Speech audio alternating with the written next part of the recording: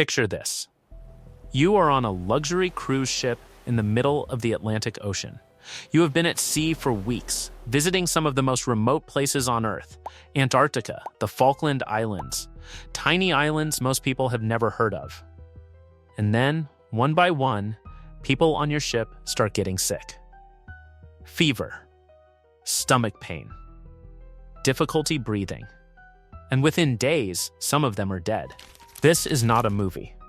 This happened. Right now, in May 2026. A virus that most people have never heard of has killed 3 people on a cruise ship, sent passengers to hospitals across 6 countries, triggered an international emergency response, and scared the entire world into asking one question: is this the next COVID? Today, we are going to answer that question. We are going to break down exactly what hantavirus is, where it comes from, how it spreads, what it does to your body, whether there is any treatment, and what the scientists and doctors are actually saying right now. Let's start from the beginning. Hantavirus is not a new virus. It has been around for decades, probably much longer. Scientists first identified it during the Korean War in the 1950s, when thousands of soldiers started coming down with a mysterious illness that attacked their kidneys. Nobody knew what was causing it. It took until the 1970s for scientists to finally isolate the virus and give it a name. So what exactly is it? Hantavirus is a family of viruses, not just one single virus, a whole family of more than 50 different types. And all of them have one thing in common. Every single type of hantavirus lives in rodents. Mice, rats, voles. The virus lives inside these animals, in their saliva, their urine, and their droppings. And here is the critical part. The rodents themselves, they do not get sick. They carry the virus their entire lives without a single symptom. The problem starts when the virus gets into a human. And that usually happens in a very specific way. When an infected mouse or rat leaves its droppings in a closed space, a barn, a storage shed, an old cabin, even a car that has been sitting unused, those droppings dry out. They turn to dust. And when a human walks in and breathes in that dust, they breathe in the virus with it. You do not even have to touch the animal. You just have to breathe in the wrong air in the wrong place. That is how most people get hantavirus. Now here is something most news reports are getting wrong, and it matters. There are actually 2 completely different diseases that hantavirus can cause, and which one you get depends on which type of virus infects you. The first is called Hantavirus pulmonary syndrome, or HPS. This is the one making headlines right now. It mostly affects people in North and South America, and it attacks the lungs. The second is called hemorrhagic fever with renal syndrome, FERS. This one is more common in Europe and Asia, and it attacks the kidneys.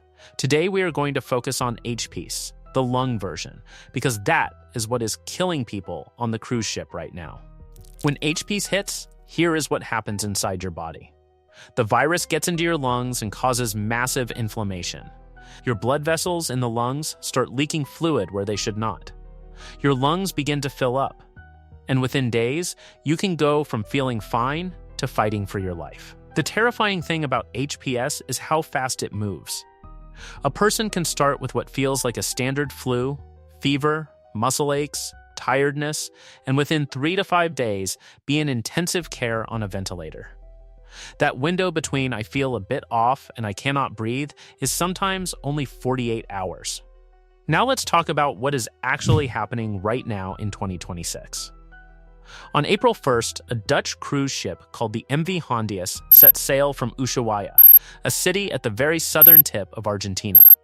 On board were 147 passengers and crew members from 23 different countries. The ship was heading on a remote expedition cruise through the South Atlantic, visiting some of the most isolated places on Earth. On April 6th, a 70-year-old Dutch man began feeling unwell. Fever, headache, stomach pain. He thought it was nothing serious. But by April 11th, just 5 days later, he went into respiratory distress. He could not breathe, and he died on board the ship that same day. His wife, a 69-year-old woman, got off the ship at St. Helena Island on April 24th. She was already sick. She boarded a flight to Johannesburg, South Africa. She collapsed on the plane and died at the airport hospital on April 26th. A third passenger, a German woman, developed symptoms on April 28th and died on the ship on May 2nd. By the time the world found out what was happening, passengers from the ship had already returned home to countries across Europe and the United States. Contact tracers had to track down everyone who had been on board in 6 countries simultaneously. The CDC classified this as a Level 3 emergency response. The WHO deployed experts directly onto the ship. And for the first time in history, hantavirus spread on a cruise ship. Here is the part that scientists are watching most carefully. And it is the reason this outbreak is different from anything hantavirus has done before. Out of more than 50 types of hantavirus, there is only one that can spread from person to person. Just one, the Andes virus. And that is exactly what is on this cruise ship. Every other type of hantavirus can only reach you from a rodent. But the Andes virus, under certain conditions, can pass from one human to another. This is what makes it unique. And this is what is making scientists pay very close attention. But here is what you need to understand. Person-to-person spread with the Andes virus is not like COVID. It is not something you catch by being in the same room as someone. It requires very close, prolonged, sustained contact with a person who already has symptoms. Things like kissing, sharing food utensils, touching contaminated bedding, or prolonged exposure to someone's bodily fluids. Only 2 to 5% of all Andes virus cases are estimated to come from person-to-person transmission. The vast majority still come from rodents. Let us talk about the mortality rate, because this number is genuinely alarming and you deserve to hear it clearly. Among patients who develop serious respiratory symptoms from hantavirus pulmonary syndrome, the case fatality rate is approximately 38%. That means roughly 4 out of every 10 people who get sick enough to have lung symptoms will not survive. To put that in context, COVID-19 had a fatality rate of around 1 to 2% in most countries. Hantavirus is significantly more deadly on an individual level. But, and this is crucial, very few people actually get it. From 1993 to 2023, across 30 years, the entire United States recorded just 890 confirmed cases. That is roughly 30 cases per year across a country of 330 million people. Worldwide, there are an estimated 60 to 100,000 cases per year globally, with China accounting for roughly half. But that is out of 8 billion people on Earth. Your individual risk of ever encountering this virus is extraordinarily small, deadly when it strikes, but extremely rare. So how do you know if you might have it? The early symptoms of hantavirus feel almost identical to a standard flu. Fever, chills, muscle aches, especially in the thighs, hips, back, and shoulders. Headache, stomach pain, nausea, sometimes vomiting and diarrhea. This early phase lasts roughly 3 to 5 days. Then, in severe cases, comes the second phase. And this is where it gets dangerous fast. The lungs begin to fill with fluid. Breathing becomes difficult, then very difficult, then impossible without a ventilator. The heart can also be affected. Blood pressure drops. Organs can fail. Symptoms appear anywhere from 4 to 42 days after exposure, with the average being around 2 weeks. That long and unpredictable incubation window is one of the reasons contact tracing on the cruise ship was so complicated. People had already scattered across the world before anyone knew they were exposed. Here is the hard truth. There is no specific drug approved to treat hantavirus.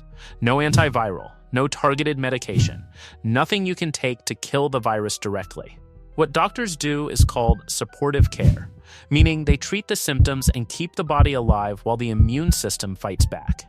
This means fluids, oxygen, ventilators to help with breathing, and intensive monitoring in an ICU. But there is one treatment that is making a real difference. It is called ECMO, extracorporeal membrane oxygenation. It is essentially a machine that takes blood out of the body, adds oxygen to it, and pumps it back in, doing the job of the lungs when the lungs can no longer do it themselves. When ECMO is started early enough in severe hantavirus cases, survival rates can reach up to 80%. That is a remarkable improvement over the baseline 38% fatality rate. The key word is early. The faster a patient gets to intensive care, the better their chances. People who hesitate, who wait too long to seek help, they lose that window. The good news, and there genuinely is good news here, is that hantavirus is almost entirely preventable if you know what to avoid. Because the main route of infection is rodent droppings in enclosed spaces, the prevention steps are straightforward. If you are cleaning out a space that may have rodents, a shed, a barn, a storage room, a cabin that has been closed up, do not sweep or vacuum. Sweeping kicks up dust and dried droppings into the air. Instead, wet the surfaces first with a disinfectant spray and then wipe them down. This keeps the particles from becoming airborne. If you need to work in a heavily contaminated space, wear a proper respirator mask, not a cloth mask, an N95 or better. Keep your home sealed against rodents. Block any gaps, cracks, or holes that mice could use to get in. Store food in sealed containers. Do not leave pet food out overnight. If you are camping or hiking in areas where rodents are common, particularly in the western United States, South America, or rural areas globally, do not sleep directly on the ground and keep food sealed. So let us answer the big question everyone is asking. Is hantavirus the next COVID? The short answer is no. And here is why. From the science, not from reassurance. COVID spread because it was a brand new virus that humans had zero immunity to. It spread through the air at relatively low doses. An infected person could spread it before they even felt sick.